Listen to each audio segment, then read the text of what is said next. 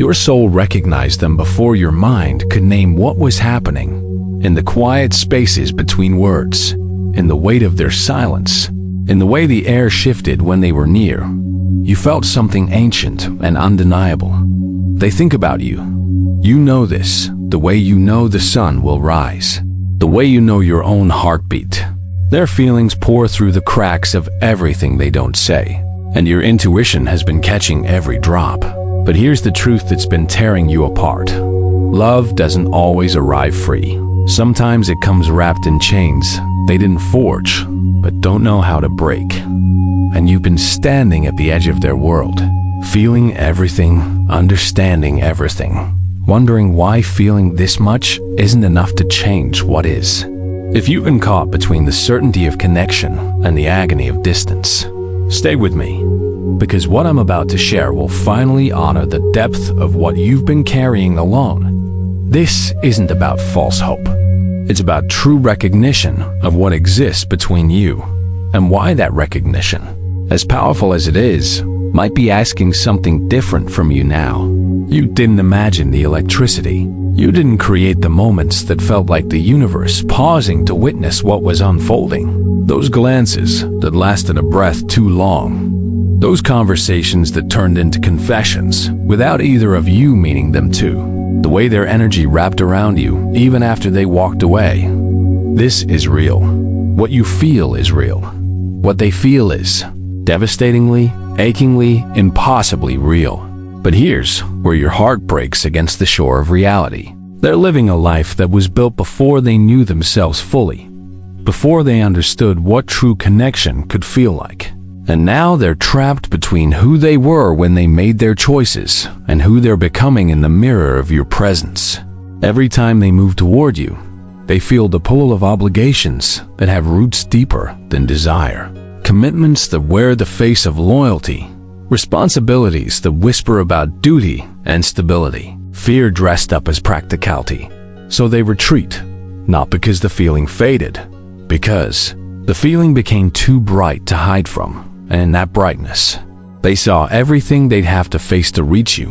But something else is happening that you need to understand. When they disappear, you feel abandoned, but they feel something else entirely. They feel haunted by you, by the version of themselves that comes alive in your presence, by the future they can taste but can't touch. Distance doesn't give them peace. It gives them a different kind of pain. The pain of living half awake, of knowing what their heart wants while their hands are tied to yesterday's promises. This is the cruelest kind of love. The kind where both people feel everything and neither can move freely. You're waiting for them to choose courage. They're drowning in the gap between what they feel and what they can offer.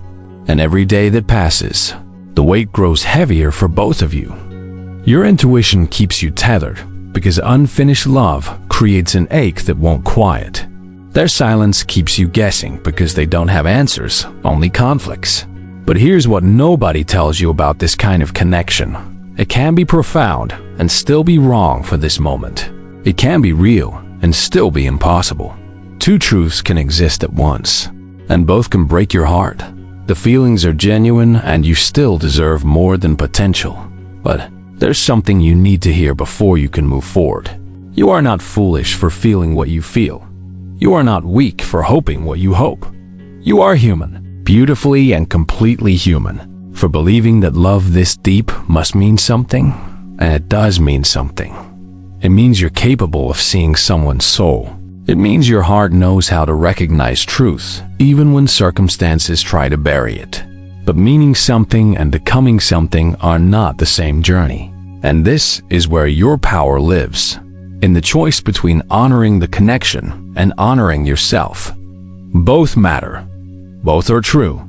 But only one gives you peace. If these words are speaking to the ache you've been carrying in silence, let this message reach others who need it too. Like this video. Share your heart in the comments, not because you need validation, but because your voice matters and someone else needs to know they're not alone. Subscribe, because what comes next in part 5 will show you the exact moment everything shifts. Not when they finally break free, when you finally remember your own worth. You were brought here for a reason. Your intuition guided you to this threshold. Trust what happens next. There's a whisper inside you that's been growing louder. It started as a question, turned into a doubt, and now it's becoming something else. Clarity, the kind that arrives not with fanfare, but with quiet, unshakable knowing. You've been measuring their feelings, weighing their words, translating their silence into hope. But your soul is tired of translation. It wants conversation. It wants presence. It wants love that doesn't require a decoder to understand. Here's the truth that's been waiting for you to be ready to hear it. You cannot love someone into freedom. You cannot wait someone into courage. You cannot hope someone into wholeness. They have to choose that journey themselves. And while they're deciding, you're spending your one precious life in the waiting room of someone else's transformation. This isn't romantic. It's a slow erasure of your own light. Every day, you accept less than you deserve. You teach your heart that crumbs are sufficient, that maybe is acceptable, that someday is enough. But your intuition didn't guide you to this connection to teach you to shrink. It guided you here to show you the vastness of your own capacity to feel. And now it's asking you to match that capacity with equal self-love. The shift is coming. Can you feel it? This is the part where everything you thought you knew about love gets rewritten. You thought love meant holding on, but sometimes love means releasing. You thought devotion meant waiting, but sometimes devotion means walking. You thought your intuition was telling you to stay faithful to the connection, but maybe it was preparing you to be faithful to yourself. There's a difference between giving up on someone and refusing to give up on your own peace, between closing your heart and opening your eyes, between bitterness and boundaries. You can carry tenderness for what was real and still choose what's healthy. You can acknowledge their struggle without martyring yourself to it. You can bless the depth of feeling and still say, "This is not enough for me." Not enough presence, not enough choice, not enough freedom to love me the way I'm willing to love. What's meant for you will not hide in complications, will not ask you to accept silence as communication, will not require years of patience while someone decides if you're worth the risk. What's meant for you will arrive clear, available, and unafraid. And until you make space for that, you'll keep filling your life with almosts, with maybes, with the beautiful, devastating poetry of unfulfilled potential. But there's one more truth that will set you free.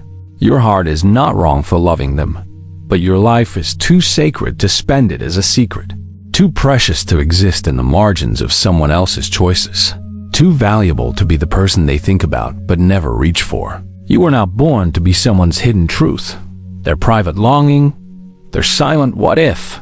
You were born to be chosen, loudly, loved openly, met with the same fierce devotion you offer so freely.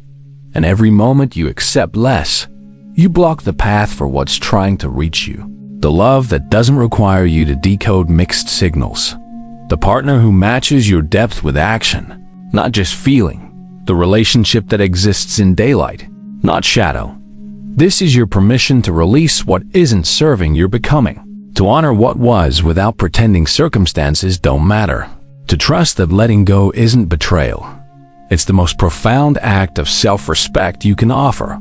Because here's what happens when you finally choose yourself. At first, you'll grieve. You'll question. You'll wonder if you gave up too soon. But underneath that grief, something else rises. Your own voice. Your own worth. Your own clarity about what you will and will not accept in the name of love. And from that clarity, your real life begins. Not the one you imagined with them, the one you build with. Yourself, whole, free, ready, and that's when everything shifts. This is not an ending, it's a beginning disguised as loss. Your intuition brought you to this precipice, not to push you into despair, but to show you the view from higher ground. From here, you can see everything clearly. The love was real. The timing was wrong. The feelings were mutual. The circumstances were impossible. Both truths matter, and neither changes what you deserve. You deserve someone whose life has space for you, whose courage matches your vulnerability, whose choices align with their words. Someone who doesn't make you question your worth by keeping you in perpetual maybe. This moment, right now, is your turning point. Not because they finally chose you, because you finally chose you with full awareness of what existed between you, with complete acceptance of what cannot be, with deep honoring of your own needs above their comfort. This is where your power lives, in the space between understanding and accommodating, between compassion and self-abandonment, between holding space and losing yourself. You can do both. Feel everything and still walk forward. Love them and still leave. Honor the connection and still choose peace. What's meant for you won't require this much pain, won't ask you to wait in uncertainty, won't hide behind complications while you build your life around absence. It will meet you, choose you, match you, and you'll know. Because it won't feel like this. Your real story is waiting, and it begins the moment you stop writing theirs.